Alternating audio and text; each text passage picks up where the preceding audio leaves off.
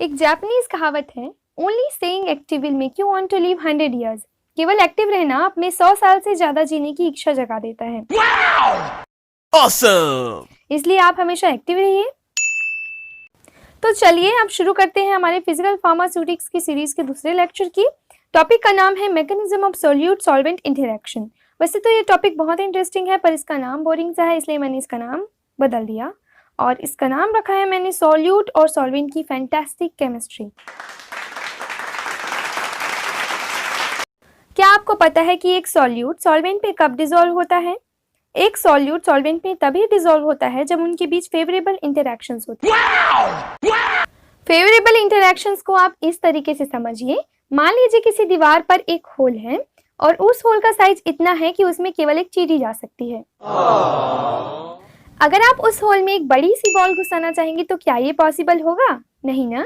Yes! अगर आप ball को काटकर छोटे छोटे टुकड़े बना ले तो ये बिल्कुल चींटी के आकार के कर ले, तब आप बॉल के टुकड़ों को बिल के अंदर डाल सकते हैं। इसी तरह से आपने कई बार देखा होगा कि नमक के बड़े टुकड़े पानी में जल्दी नहीं घुलते, लेकिन अगर नमक को पीसकर पानी में घोला जाए तो वे तुरंत घुल जाते हैं, और इसी को हम फेवरेबल इंटरैक्शन कह सकते हैं।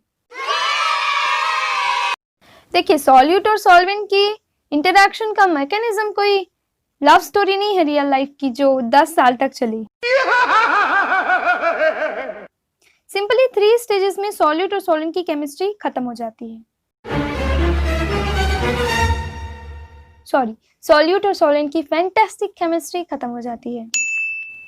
स्टेप 1 में सॉल्यूट मॉलिक्यूल को क्रिस्टल से अलग किया जाता है। ये बिल्कुल वैसा ही है। अगर आपको सब्जी में नमक डालना है तो उसके लिए आपको नमक के डिब्बे से नमक निकालना है, थोड़ा सा 1-2 चम्मच जितना भी आपको स्वाद अनुसार डालना है उतना आप सब्जी में निकाल के डालेंगे नमक को। ऐसा तो नहीं करेंगे कि पूरा पूरा डब्बा जो नमक का है वो आप सब्जी में डाल दें। इतनी समझदारी तो हर किसी में होती है। Yes!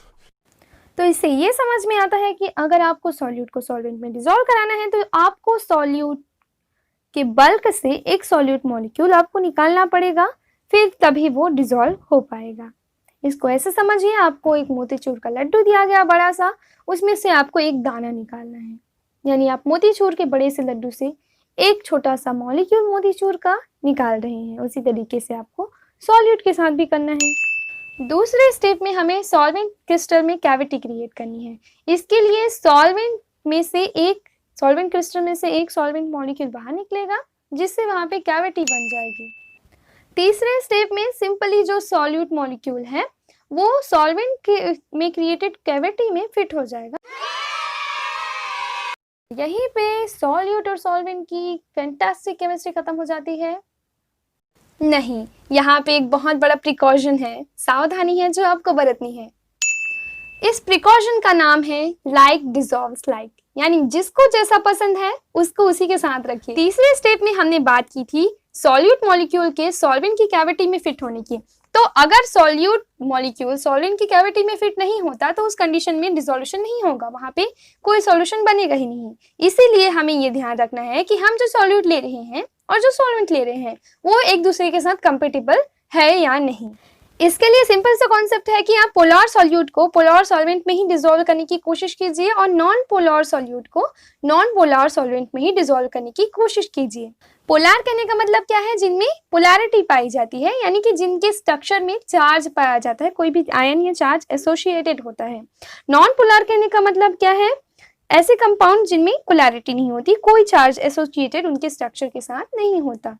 एग्जाम्पल के लिए जो वाटर है वो एक पोलर सॉल्वेंट है, जबकि जो तेल है वो एक नॉन पोलर सॉल्वेंट है। अगर सॉल्यूट में कहें तो अमोनिया एक पोलर सॉल्यूट है और जो हाइड्रोकार्बन्स हैं वो नॉन पोलर सॉल्यूट्स हैं। अब अगर हम ड्रग की सॉल्युबिलिटी की बात करते हैं तो वहां पे जब भी हम ड्रग के साथ काम करते हैं तो ये ध्यान में रखना होता है, हमें ये पता होना चाहिए कि हम जो ड्रग ले रहे हैं वो पोलर है कि नॉन पोलर है। वैसे ज्यादातर जो हम दवाइयाँ लेते हैं वो पोलर होती है, इसीलिए वो वाटर के साथ डिसॉल्व हो जाती है आसानी से, है ना। इसीलिए हम दवाई को पानी के साथ लेते हैं। तो यहाँ पे सारा लेक्चर होता है खत्म और आपके लिए है एक fantastic quote. The greatest threat to success is not failure but boredom. सफलता के रास्ते में जो सबसे बड़ी रुकावट है वो असफलता नहीं है या असफल होने का डर नहीं है, बल्कि वो बोर्डम है। जब भी आप किसी काम में बोरियत महसूस करने लगते हैं, फिर आप उस काम में अपना 100% नहीं दे पाते हैं, यानी कि आपका फ्लो पूरा खराब हो जाता है। देखिए, बोरियत कैसे जनरेट होती है? अगर आप जो काम कर रहे हैं वो बहुत ही ज़्यादा इजी है, इतना इजी कि आपको उसमें कुछ भी चैलेंजिंग नहीं दिखता, कुछ भी इंटरेस्टिंग नहीं लगता, तो उस कंडीशन में आप वो काम करने में बोरियत महसूस करेंगे। दूसरा वो है जब आप जो काम कर रहे हैं वो बहुत ही ज़्यादा चैलेंजिंग हो, उसमें बहुत ज़्यादा आपको एफर्ट लगाना हो, फिर भी आप उसको नहीं समझ पाते, मतलब ऐसा काम जो आपके लिए बहुत मुश्किल है, आपके कंफर्ट जोन से बहुत ही ज़्यादा बाहर का है, तो उस कंडीशन में भी आप बोरियत महसूस करेंगे, क्योंकि आपको तो वो काम आता ही नहीं है।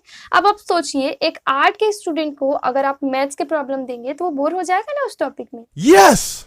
तो इनसे बचने का, इस बोरियत से बचने का सिंपली सबसे आसान तरीका है कि आप मिडल पार्ट चूज करें, यानी कि आपको ऐसा काम चूज करना है जो आपके लिए थोड़ा चैलेंजिंग हो और थोड़ा आसान हो, मतलब आपके कंफर्ट जोन के बाहर का काम हो, पर वो इतना भी बाहर का ना हो कि आपको उसमें परेशानी हो, मतलब आप उसको थोड़ा सा एफर्ट लगा के कर सकते हैं। उस कंडीशन में आप हर स्टेप पे थोड़ा चैलेंज महसूस करेंगे, हर स्टेप में आपको थोड़ा एडवेंचर मिलेगा और आपको काम करने में मजा आएगा, तो आप बोरियत महसूस नहीं करेंगे। सपोज कि आपको जीपेट के एग्जाम की तैयारी करनी है, आपका मेन काम है जीपेट के एग्जाम की तैयारी करना है, तो आप उसके सिलेबस को छोटे छोटे पार्ट्स में डिवाइड कीजिए और हर जो पार्ट है, हर जो सब्जेक्ट है, उसमें कुछ नया करने की कोशिश कीजिए, कुछ नए तरीके से पढ़ने की कोशिश कीजिए, तो आपको बोरियत महसूस नहीं होगी, आपको मजा आएगा और आपका एग्जाम भी क्रैक हो जाएगा। So thank you so much. Like, share and subscribe to UG Pharma Guide. Do it! Just do it! Stay healthy, stay safe.